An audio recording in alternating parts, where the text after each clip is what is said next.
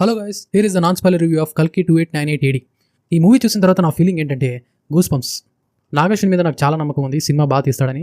అంతకు మించి తీశాడు. ఇంత షార్ట్ టైంలో తను విఎఫ్ఎక్స్ అయితే చాలా చాలా చాలా బాగుంది. తప్పకుండా 3D ఎక్స్పీరియన్స్ అయితే చేయండి. ప్రభాస్ అన్న యాక్టింగ్ అయితే వేరే లెవెల్. ఈ రీసెంట్ టైమ్స్లో ప్రభాస్ అన్న దగ్గర నుంచి ఇంత హ్యూమర్ ఎక్స్పెక్ట్ చేయలేదు. బిఫోర్ బాహుబలి అయితే ప్రభాస్ అన్న ఇలాంటి మూవీస్ చాలా చేశాడు, కానీ ఈ కల్కి మూవీలోనే ఇలా చేయడం మన ఫస్ట్ టైం. మనం ప్రభాస్ అన్న కోసం ఈ మూవీ ప్రిపేర్ అయ్యి వెళ్తాం, కానీ అమితాబ్ బచ్చన్ సార్ యాక్టింగ్ అయితే ఈ సినిమాలో టాప్ నాచ్. ఈ సినిమాలో ఆయన ఒక బ్యాక్ బోన్ అనే చెప్పాలి. మనకు రెండు కళ్ళు ఎలాగో ఈ సినిమాలో అమితాబ్ బచ్చన్ గారు, ప్రభాస్ గారు అలా ఇద్దరికిద్దరే ఎవరు తీసుకోలేదు, అంత బాగా యాక్టింగ్ చేశారు. ఇంకా దీపికా పడుకోని గారు ఆమె రోల్ ఆమె చాలా పర్ఫెక్ట్గా చేశారు. దీశా పటాని గారు, రిమైనింగ్ ఎక్స్ట్రా ఆర్టిస్ట్ అందరూ కూడా బాగానే చేశారు. ఈ సినిమాలో చాలా సర్ప్రైజింగ్ క్యామియోస్ అయితే ఉన్నాయి. అవన్నీ మీరు థియేటర్లోనే చూసి ఎక్స్పీరియన్స్ చేయండి. ఓవరాల్గా నాకైతే ఈ సినిమా చాలా బాగా నచ్చింది. నా రేటింగ్ అయితే 4/5. బ్యాక్ టు బ్యాక్ ఫ్లాప్స్ ఇచ్చిన ప్రభాస్ అన్న ఇప్పుడు బ్యాక్ టు బ్యాక్ హిట్స్ ఇస్తున్నాడు. సల్లార్ తర్వాత అంత రేంజ్ దానికంటే ఎక్కువ డబల్ రేట్తో ఈ సినిమా బ్లాక్ బస్టర్ టాక్ అయితే సాధించింది. ఈ సినిమాని ఇప్పటికే చూసిన వాళ్ళు మీ రివ్యూని కింద